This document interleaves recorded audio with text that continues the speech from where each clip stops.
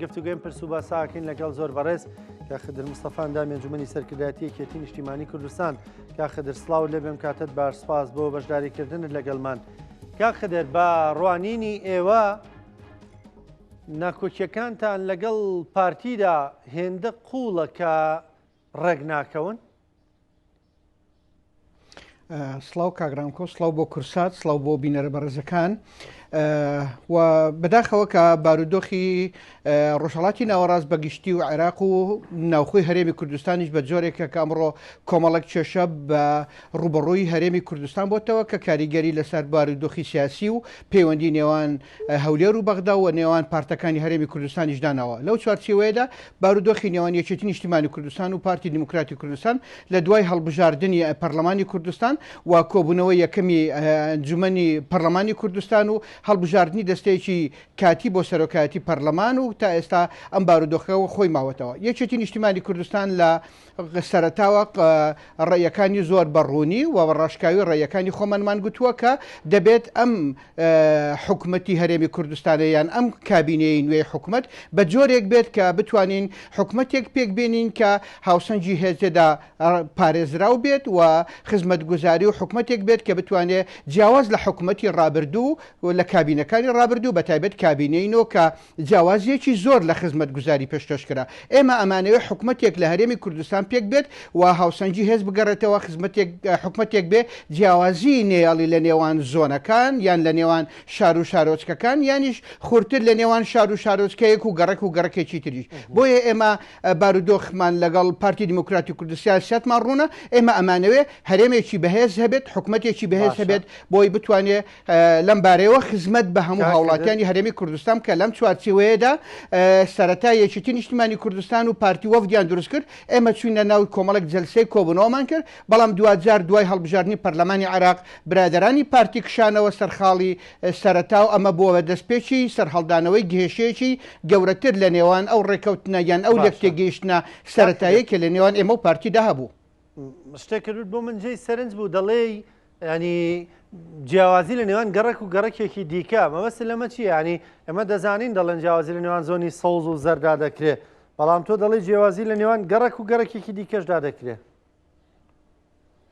زۆر بەداخەوە پێم نەخۆشە کە ئەم حقیقەتە تاڵا باسەکەم بڵێ لە سنووری ئێمە لە سنووری سۆرانین کاتێ خزمەت گوزاری گاتە کۆڵانێک و گەڕەچێک تانیوەی کۆڵانەکە کۆنکرێتەکری یان خزمەت گوزاریەکەی پێگا و خۆتان بە سپاسەوە کەناڵەکانیش چەندین جار راپۆرتیان لەسەر ئەم کەم و کورتی و کەم تەرخەمیانەی حکوومەت لە پێشکەشکردنی خزمەت گوزاری گەاندووە نمونەمان زۆرە لە قەسرێ نمونەمان هەیە لە چۆمان نمونەمان هەیە لە شوێنەکانی تریش نمونەمان هەیە کە بەداخەوە حکوومەتی هەرێمی کوردستان حکوومەتی هەموو هاوڵاتیانە نەک جیاوازی لە بینی زۆنەکانەکە بڵێ و ئەگەر ئێوە بە ئەرشیفی خۆتان بە کەناڵەکانی ڕاگەاندەدا بڕۆنەوە زۆر باش ئەزانن کە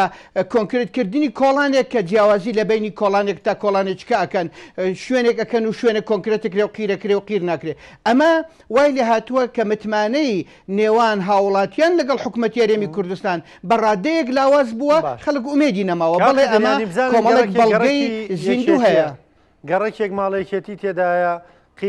قیری ناکەن و گەڕێکێک کە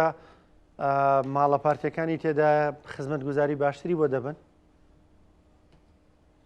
بەداخەوە کە ئەمە وایە بڵێ بەداخەوە باشە کاخدر لەگەڵ پارتی دیموکراتی کوردستاندا دەگەن بەکوێ ینی پارتی دیموکراتی کوردستان داوا دەکات دوێنێ بەیاننامەی دەرکرد دەڵێ با پەرلەمان کارا بکەینەوە بچین لە پەرلەمان ئەم قسانە بکەین ئەمە ڕێگەیەکی گونجاوە بە بڕایەوە لە ڕاستیدا ئەمە سپاردنی بابەتێکە کە لە دەسەڵاتی ئەندامانی پەرلەمان نییە قەراری سیاسی بدەن قەراری سیاسی لە مەطبەخی سیاسی لە مەکتەبی سیاسیەکانەوە ئامادە ئەکرێ و ئەنێرجێ بۆ پەرلەمان لە هەموو پەرلەماناتی دنیا وایە ڕێکەوتن لە دەرەوەی پەرلەمانە چێتە ناو پەرلەمان و پەرلەمان دەنجی بۆ ئەدات و ئەبێتە یاسا یان ئەبێتە بڕیار نەخێر ئەمە سپاردنی بابەتێکە کە خوانی لێ ئەدزنەوە خۆ دزینەوەیە نەخێر ئەبێ ئەم بابەتە لە مەکتەبی سیاسی یەکێتی و پارتی لە بەلیژنەی هاوبەشت بۆ بە لەگەڵ لایەنەکانی تریش بێکەوە گفتوگۆ بکەن بگەنە ڕێکەوتنێک ئینجا بچێتە پەرلەمان ئایا زەمانەتێکەیە کە پارتی دیموکراتی کوردستان ئەو بڕیارەی پەرلەمانتارەکانی خۆی ئەیداد جێبەجیانەکە یانیش نەخێرە پەرلەمانتارەکان هەمان ئەو ڕێیانە جێبەجێکەن کە لە دەرەوەی پەرلەمان ڕائسپێردێن و جێبەجێکن لە هەموو دنیا وایە فراکسیۆنەکانی پەرلەمان بریتین لەوانەی کە پەیامی حیزبەکەیانە بن ئەمە خۆ دزینەوەیە لە واقعێک کە ئەبێ نەخێر لە ناو پەرلەمان ئەم بابەتە قەراری لێبرێ بەڵام مەکتەبی سیاسەکان قەراری کۆتاییەدەن نەخێر ئەمە چارەسەرێکی گونجاو نییە خۆ دزینەوەی لە واقعەکە باشە چی بە چارەسەر دەزاننەوە تەنها ئەوەی کە چارەسەری یەکجارێکی بۆ ئەم بابەتە تێگەیشتنی پارتیە بۆ ئەم واقعی ئێستا لە کوردستان هەیە سیاست فەنی ممکناتە بەڵام مامەڵەکردنیشە لەگەڵ واقعی ئێستای هەرێمی کوردستان واقعی ئێستای یەکێتی جیاوازە لەگەڵ قۆناغەکانی ڕابردوو گرفتی گەورەی پارتیمان ئەوەیە کە پارتی واقعی ئێستای یەکێتی وەک خۆی ناخوێنێتەوە دەبێت پارتی تێبگات کە یەکێتی جیاوازە ئەمڕۆ کۆمەڵە گۆڕانکاری گەورە ڕوویداوە ئەمڕۆ کۆمەڵک هاوچێشە گۆڕاوە تێگەیشتەکان و کوتلەی پەرلەمانەکان گۆڕاوە پارتی دیموکراتی کوردستان لە سەرەتای گفتوگۆکان هەمیشە تاکیدێ کردەوە ئەبێ ڕێز لە دەنجی خەڵک بگیرێ ڕێز لەو متمانەی خەڵک بگیرێ کە متمانیان بە خەڵک کردووە و کورسی پەرلەمانیان هێناوە ئەبێ مامەڵە لەگەڵ کورسی پەرلەمانی بکرێ ئێمە گوتمان باشە ئێستا هاتوین جۆرێک لە تێگەیشتن و ڕێکەوتن و هاوپەیمانەتێک لە نێوان یەکێتی نیشتیمانی کوردستان و نەوەی نوێ کراوە خۆ دەبێت پارتی ئەم دان بە مواقعدا بنێ دانەنان بە مواقعی کە ئێستا هەیە سەبەبی کێشەکانە کەی پارتی تێگەیشت کە ئەوێ مەسئولەتی تاریخیمان لەسەرشانە بەڵێ ئێمە وەکو یەکێتی نیشتیمانی کوردستان ئێمە ئەزانین چەند قوربانیمان داوە ئێمە ئەزانین چەند ماندوو بووین ئێمە ئەزانین چەند ڕۆڵمان بووە لە گەیاندنی هەرێمی کوردستان بەم قۆناغە بۆیە خۆمان زۆر بە بەرپرسیار ئەزانین لە بەئاستی خزمەتکردن و ئایندەی ئەم وڵات و هەرێما بۆیە یەکێتی ئەزانێ واقعەکە چۆنە بەڵام پارتی ئەبێت لە مواقعە باشتر تێبگا و دریک بەم واقعی ئێستا یەکێتی بکات لە کۆتاییدا دان بەم واقعی ئێستادا بنێت کە ئێستا هاوپەیمانەتێک لە نێوان یەکێتی و نەوەی نوێ هەیە بۆیە پێویستەکە ئەم ڕێکەوتنەی کە ئێستا یەکێتی و نەوەی نوێ هەیەی پارتیش تێبگات بین حکومەتێکی خزمەتگوزاری هاوسەنگڕی ئێمە لە ئینتیخاباتە دروشمان ڕاستکردنەوەی ڕێڕەوی حکومڕانی بووە هاوسەنجی هێز ڕاستکەینەوە هاوسەنجی هێز ڕاست بۆتەوە ئەبێ ڕێڕەوی حکومڕانی ڕاستکەینەوە یەکێتی لەسەر زمانی سەرۆک مەکتەبی سیاسی بەڕوونی ئەڵێن ئێمە حکومەتێکمان ناوێ وەکو کابینەکانی ڕابردوو ئەمە زۆر ڕوونە یەکێتی ناوێ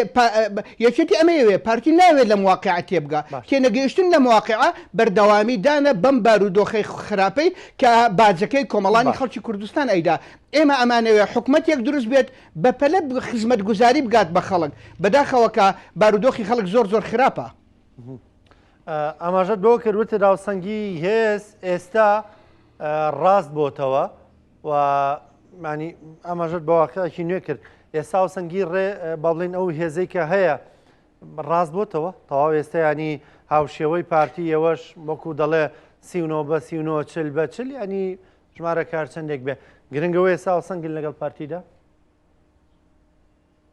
ئێمە مامەڵی دیسان ئەڵێم ئێمە بە لۆجیکی مامەڵاکەین سیاسەتی ئەمڕۆ بڵێ سەیری کورسەکان بکەن ئەگە پارتی پێمانەڵێ بڵێ فەرمونون با مامەڵە لەگەڵ کورسی بکەین بڵێ کورسەکانی پەرلەمان ئەوەمان پیاڵێک هاوسەنج هێز ڕاست بۆتەوە و حقیقەتێکی شەیە ئەبێ پارتی دیموکراتی کوردستان دانیان پێناوە ئێمەش خۆمان ئەو واقع ئازانین بەبێ پارتی لە هەرێمی کوردستان ناتوانین مامەڵەیە حکومەتێک کە حکومەتێک دروستکەین خزمەتی هەموو خەڵکە و پارتیشەوە تێگەیشتووە کاتێک ئەزانین ئێمە یەکێتی و پارتی قەدەرمان وایە بەیەکەوە بین خزمەتی کوردستان بکەین باشە یەکێتی نیشتیمانی کوردستان کە ئەوە بەدیدێنێ کە پارتیاڵێ با مامەڵە بە کورسی بکەین فەرمونون با مامەڵە لەگەڵ کورسی بکەین دابنیشین ئێمە 39 کە پارتی چەندی هەیە بەیەکەوە هەوڵ بدەین حکومەتێک دروستکەین بەو هاوسەنجی هێزەکە لە پەرلەمان و بە کورسی ڕاست بۆتەوە ئەبێت تەرجەمە بکرێت لە حکومەتی هەرێمی کوردستانە حکومەتێک دروست بکرێت هاوسەنگ بێت بۆی هەمومان بتوانین بەیەکەوە بڕیار لە چارەنووسی ئەم سنوورە بدەین بڕیار لە خزمەت گوزاریەکان بدەین ئەم تاکڕەویە لە حکومڕانی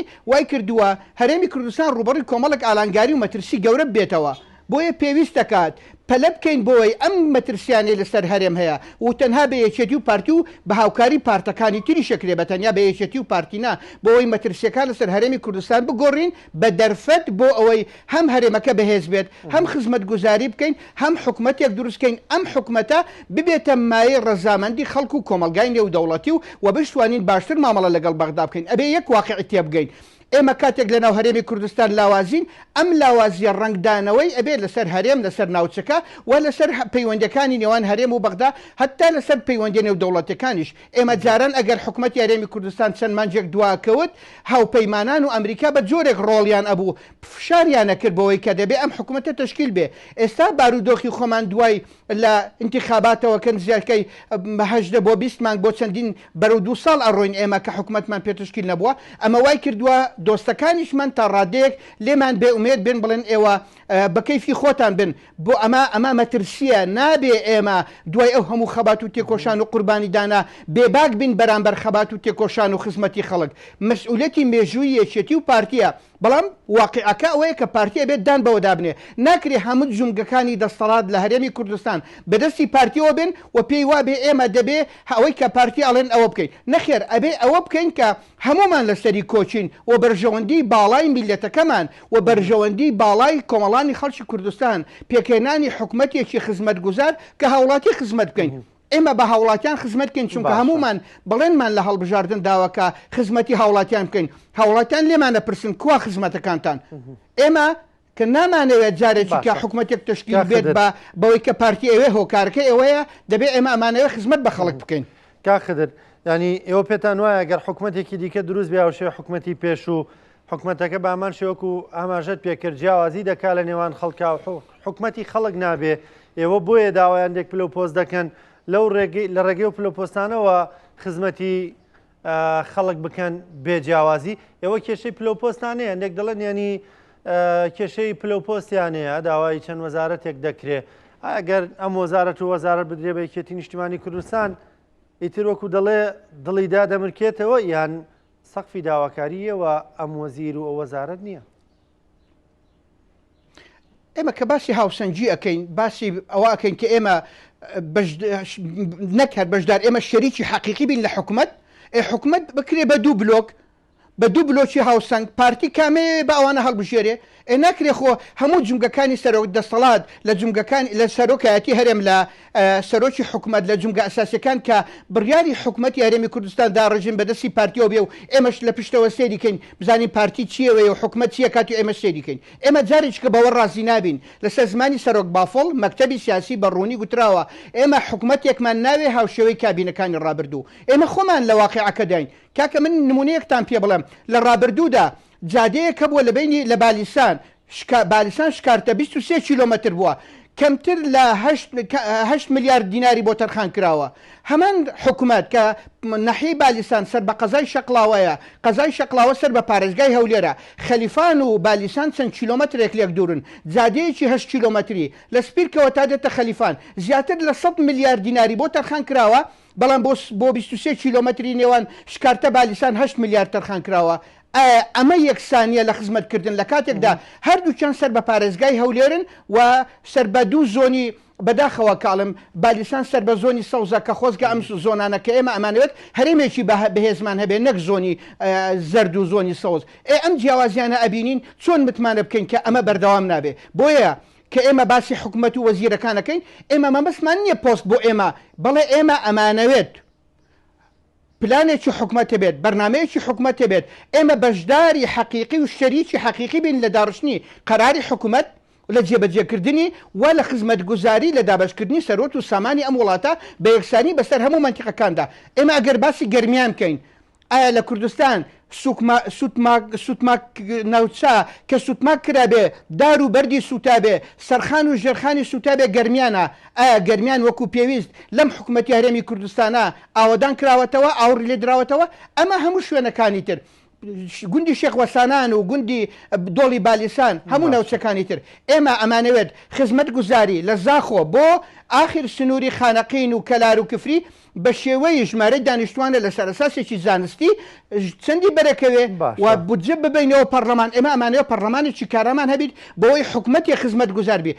ئێمە کە ئەڵێن پۆست بۆ ئەما و بۆ ئەوەمانە باشترین خزمەت گوزاری پێشکەش بکەین و جیاوازیەکان نێڵین ئەمە ئامانجی ئێمەیە. پارتی دیموکراتی کوردستان وتی با پەرلەمان کارا بکەنەوەش دەڵێن پەرلەمانێکی کارامان دێ بۆ ناچن پەرلەمان کارا بکەنەوە یعنی ئایا پێتان وایە کە پەرلەمان بەبێ حکوومەت هیچ ڕۆڵێکی نییە ئەنی کە تۆ بڕیار نەدێ حکوومەت پێکبێنی کاراکردنەوەی پەرلەمان بەلای ئێوە هیچ ڕۆڵێکی نییە؟ ئەمە بێ لە پێشەوە ڕێککەوین چۆن پەرلەمان کاراکەینەوە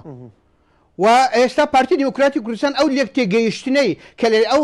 بەرەو ڕێککەوتنەی بینی ئێمەونەوەی نوێ قبولی ناکە باوەڕی پێی نییە دان بە واقعەکە نانێ ئەگەر دان بە واقع بنێن و بچینە پەرلەمان و ئەگەر ئێمە ژمارە کورسەکانمان ئەنەوە دەبێت پارتی پێ رازی نییە پارتی ئەوێ بەتەنیا مامەڵە لەگەڵ هەمومان بکە ئەم شێوازی مامەڵەکردنە مامەڵەکردنیی ناواقعیە وەکو ئەوەی کاک شاسوار خۆی باسی کرد چەندین جار پارتی پەیوەندی پێوە کردووە بۆی ڕێکەوتنی لەگەڵ بکە بۆ خۆی ڕەوایە بەڵام بۆ یەکێتی ڕەوانیە کاتێک ڕێکەوتنێک و کوتلەیەکی نوێی پەرلەمانی و هاوپەیمانیەتێک دروستە بێ بۆ ئەوەی پەرلەمان کارا بکەینەوە حکوومەتی لەسەر ئەساس تشکیلکەین خۆ ئێمە دژی کاراکردنەوەی پەرلەمان نین بەڵام ئەمانەوێت پەرلەمان بە جۆرێک کاراکەینەوە ئەوەی کە پارتی دیموکراتی کوردستان ئەوێ ڕێک ئەوە جێبەجێ بکرێت ئێمە بەوە رازی نین ئێمە بەوە رازین پەرلەمانێکی کارا هەبێ متابعی حکومت بکە حکومتێکە بێ خزمەت پێشکەشی خەڵکە ئێمە نامانێ حکومتێکمان هەبێت تەنها بریتیبی لەوەی کە کۆمەڵک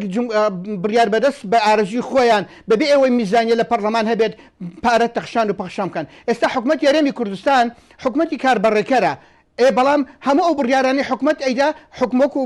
کاربەڕێکەر مامەڵە ناکە بۆیە یەکێتی لە دواکۆبنەوەی سەرکردایەتی خۆی بڕیاری داوە ئێمە تەنازولاتێک بۆ پارتی دیموکراتی کوردستان ناکەن کە بێوێت حکومەتێک تەشکیل کات ئەو حکومەتە بێت کە جارێکی کە کابینەی نۆ دووبارە ببێتەوە خزمەت گوزاری بە جیاوازی پێشکەش بکرێت ئێمە ئەمانەوێت پەرلەمانێکی کارا و ئەکتیف حکومەتێکی خزمەت گوزار کە خزمەتی هاوڵاتی بکە و یەکێتی ولایەنەکانی تر تێیدا ژمارەی کارا و کاریگەر بن لە بڕیاری داڕشتنی پلانی حکومت و لە جێبەجێکردنی پلانی حکومت ئەمە تا کەی دەڕوا تا کوێ دەڕوایانی بۆ نمونە مانگێکی تر دوانی ترسیانی تر نەگەنە ڕێکەوتن ئەنی دەرەنجامەکانی چی دەبێ؟ ئێمە ئەمانەوێت سعاتێک زووتر بگەینە ڕێکەوتن ئەمە بۆ مەکتەبی سیاسی ئەم دێڵینەوە مەکتەبی سیاسیەکێتی بەڕوونی لەگەڵ کاراکردنەوە و لەگەڵ بەهێزکردنی تشکیلکردنی حکومەتێکی بەهێزە بەڵام ئەگەر ئەم بارودۆخەنەیەتە پێش ئێمە ئەگەر پارتی چاوەڕێ ئەوە بین ئێمە جارێکی کە تەنازولات بکرێتەوە ئەوەی پارتی ئەوێ بۆ جێبەجێکەن بەس ڕێژەتی نیشتیمانی کوردستان بەڕابەتی سەرۆک بافڵ بەڕوونی گوتومانە ئەمە جارێکی کە دووبارە نابێتەوە ئێمە نامانەوێت حکومەتێک هەبێت کە بەڕاستی خزمەتی خەڵک نەکات و ئامادەشین بۆ پێشکەشکردن لە گفتوگۆ بکەین بۆ ئەوەی مفاوەزاتێکی جددی بۆ ئەوەی بتوانین هەنگاوەکانی لیژنەکانی پێشووی مفاوەزات لە بینی مەکتەبی سیاسی یەکێتی و پارتی ئەمە تەواوکەین هەواڵ ئێمە کاتێک لە انتخاباتی پەرلەمانی عێراقتەوە بوو پارتی ملیۆنێک دەنجی بە هەر جۆرێک هەیە ناو ملیۆنێک دەنجی ئێعلان کرد کە وەفدی ئێمە چوونەوە لای پارتی بۆەوەی گفتوگۆکان دەست پێ بکەینەوە پارتی گوتی ئێمە پێش انتخابات و دوای انتخابات جیاوازە ئەمە نیشانەی ئەوەیە پارتی ئەم غرورەی گرتوویەتی قازانج و سەری هەرێمی کوردستان بە ئاقارێکدا بە زەرەری گەورەی لەکەین هیوادارم پارتی مامەڵەیەکی واقعی لەگەڵ پرۆسە سیاسەکە و قۆناغە سیاسەکە بکات چونکە ئەوان پێیان وابوو ئەم گۆڕانکاریانەی لە ڕۆژهەڵاتی ناوەڕاست هەن یان ڕوئەدەن ئەمانە بارودۆخ و هاوچەشەکانە گۆڕن ئێستا دەبێ هەموو لایەک تێبگەن واقعەکە بە جۆرێکی ترە ئەبێ هەوڵ بدەن لەگەڵ واقعەکە مامەڵە بکەن و واقعی لۆجیکی مامەڵە بکەین بۆ یەکێتی و پارتی بێکەوە بتوانن دابنیشین چونکە قەدەری هەرێمی کوردستان وایە ئەبێ یەکێتی و پارتی بێکەوە بە هاوکاری و هاوپەیمانی لەگەڵ لایەنەکانی تر گفتوگۆ بکەن بۆ ئەوەی پەرلەمان کارابێت حکومەتێک دروست بکرێت ئێمە تاکەی ئەمە بەرداوامە بێ ئێمە وەکو یەکێتی نیشتیمانی کوردستان ئەمانەوێ سبەینێ بگەینە ڕێکەوتنێکی کۆنکرێتی لەگەڵ پارتی ئێمە شەریکی حقیقی بین لە حکومەت و یەکێک لە پۆستە سیادیەکانی هەرێمی کوردستان کە سەرۆکایەتی هەرێمە سەرۆکی حکومەتە بۆ یەکێتی بێت بۆ یەکێتی بتوانێت ڕۆڵ بجێرە لە داڕشتنی بەرنامەی حکومەت و ڕۆڵ بجێرە لە جێبەجێکردنی بەرنامەی حکومەت سەرۆکی پەرلەمانتان نەوێت ئێمە ئەوە مینێتەوە بۆ بۆ نامانەوێت ئێمە پەیوەندی هەیە بە ڕێکەوتنیەک لە بینی یەکێتی و پارتی ئەمە بووە بڕیاری مەکتەبی سیاسیە گرنگەوە یەکێک لە پۆستە سیادیەکان لە هەرێمی کوردستان لە سەرۆکایەتی هەرێم لە سەرۆکایەتی حکومەت بۆ یەکێتی نیشتیمانی بێت بەڵێ ئێمە تەجروبەشمان هەیە کاتێک حکومەت لە دەستی یەکێتی نیشتیمانی کوردستان بووە کە کاماوەیەکی کەم حکومەتیە گرت و زۆرترین خزمەتگوزاریمان پێشکەش کردووە بۆیە دڵنیای هاوڵاتیان و هەموو لایەکەکەینەوە ئەگەر حکومەت لە دەستی یەکێتی نیشتیمانی کوردستان بێت زۆر باشتر ئەتوانین خزمەت پێشکەش بکەین. سپاس دەکەم زۆر بەڕێز کاخدر مستەفا ئەندامی ئەنجومەنی سەرکردایەتی یەکێتی نیشتیمانی کوردستان سپاس بۆ بەشداریکردن لەگەڵمان. زۆر سپاس بۆ ئێوەش سپاس بۆ بینەرانیشتان. سپاس دەکەم.